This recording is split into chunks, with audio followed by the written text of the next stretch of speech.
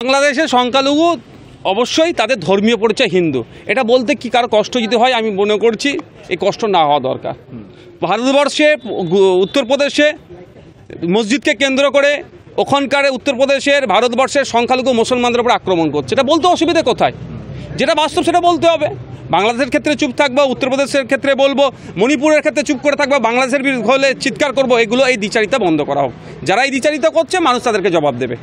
ওটা বাংলাদেশের সম্পূর্ণ অভ্যন্তরীণ ব্যাপার, তারা কোন গ্রাউন্ড থেকে বলছে বলতে পারবো না। আমাদের দেশে হলে এটা নিয়ে আমরা বেশি চর্চা করতে পারতাম। ইসকন একটা ইন্টারন্যাশনাল সংস্থা, নিশ্চিতভাবে তাদেরও যুক্তি আছে। তাদের সাথে যদি ইনজাস্টিস হয়, ইন্টারন্যাশনাল কোর্ট অফ জাস্টিস আছে, নিশ্চিতভাবে তারা যাবে। মানে ইসকন কি মৌলবাদী আপনার মনে হয়?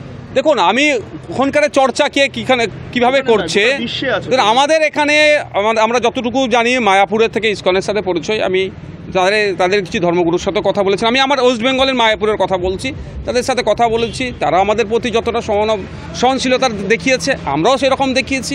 আমাদের মধ্যে এই ভেদাভেদ দেখতে পাইনি। বাংলাদেশের মাটিতে কী হচ্ছে সেটা নিয়ে আমি তো এখনও কাউকে সার্টিফিকেট দিতে পারি না। কোথায় বাঁচাবেন, কোথায় ছাড়বেন, সেটা তাদেরই একান্ত দলীয় ব্যাপার। সেটা আমি এতটুকুই বলতে পারি।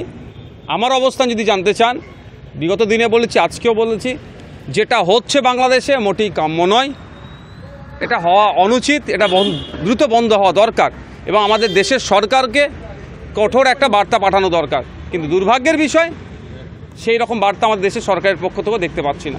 ইউনিয়ন অফ স্টেটস আমরা অবশ্যই যুক্তরাষ্ট্রীয় পরিকাঠামোর সাথে সাথে পররাষ্ট্র নীতি আছে, তার বাইরে আমরা যেতে পারি না, ঠিক কথা, এটা নিয়ম। কিন্তু রীতি বলে একটা আছে। পৃথিবীর কোনো প্রান্তে যদি কোনো মানুষ আঘাত পায়, ক্ষতিগ্রস্ত হয়, তাদের উপরে দমনপীড়ন চলে, রীতিকে বজায় রেখে তো বলা যেতেই পারে।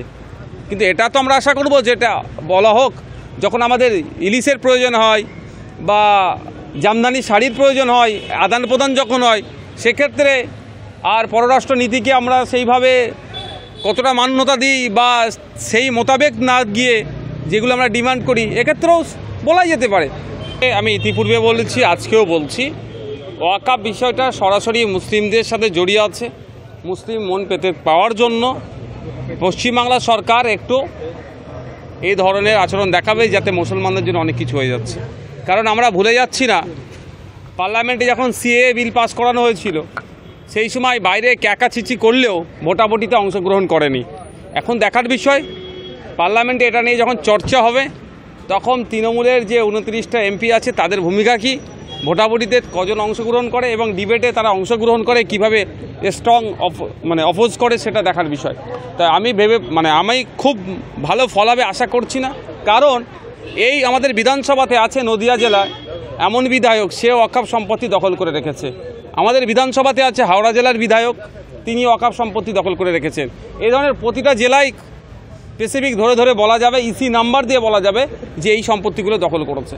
আজকে সিএম ম্যামকে আমি একটা অতিরিক্ত প্রশ্ন করলাম যে 2011 থেকে 2024 ঠিক কত বিঘা জমি উদ্ধার হয়েছে।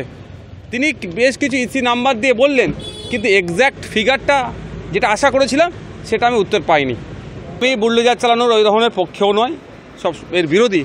কিন্তু কোনো একজনের মালিকানার যে জায়গাটি আছে সেটা উদ্ধার করে দেওয়ার দায়িত্ব হচ্ছে রাজ্যের ওয়াকফ বোর্ডে, সেটা উদ্ধার করবে। কিন্তু দুর্ভাগ্যের বিষয়, এই বুলডোজার চালানোর নাম করিয়ে বা ভয় দেখিয়ে ব্যর্থতা তো ঢাকা যায় না। তাহলে জোর গলায় বলতে পারছে না কেন? 2 তারিখ এবং 3 তারিখে এই ওয়াকফ অ্যামেন্ডমেন্ট বিলের ওপরে চর্চা হবে আমাদের বিধানসভাতে। তা আমি আশা করব ওখানে যারা তৃণমূলের পক্ষ থেকে বক্তব্য দেবেন, তারা অন্তত এক্স্যাক্ট ফিগারটা বলবে যে বামেদের সময়ে কত বেয়াত হয়েছিল, দেশ স্বাধীনের পর থেকে কত বিঘা সম্পত্তি ছিল, কত বেড়েছে, কত কমেছে, বা এই রাজ্য সরকারের আমলে কী ছিল না ছিল, টোটাল ডেটাটাই দেবেন আশা করছি। স্বাস্থ্য পরিষেবা দেওয়া হয়েছে রাজ্যের পক্ষ থেকে স্বাস্থ্যসাথী কার্ডের মাধ্যমে, যেটা 80 লক্ষ মানুষ পরিষেবা পেয়েছে। দেখুন, এই 10,000 কোটি টাকা দিলে 10টা জেলায় কিন্তু এমসের মতো বড় হসপিটাল তৈরি করা যেত। এই 10,000 কোটি টাকার ওপরে টাকা খরচ করে পিজি হসপিটালের মতো হসপিটাল 10টা প্রত্যন্ত জেলায় তৈরি করা যেত। বারবার এটা আমরা দাবি করে আসছি। এটা আজকে এই শুধুমাত্র স্বাস্থ্যসাথী কার্ডের মাধ্যমে পরিষেবাটা একটা স্বল্প সময় হচ্ছে। যদি এমসের মতো, পিজির মতো আরও 10টা হসপিটাল আমরা তৈরি করতে পারতাম রাজ্যের বিভিন্ন জায়গাতে, তাহলে প্রতিনিয়ত মফস্বল এলাকা থেকে, গ্রামীণ এরিয়া থেকে মানুষরা ট্রিটমেন্টের জন্য পিজি বা আপনার এসএসকেএম আরজিকরমুখী হতে হতো না।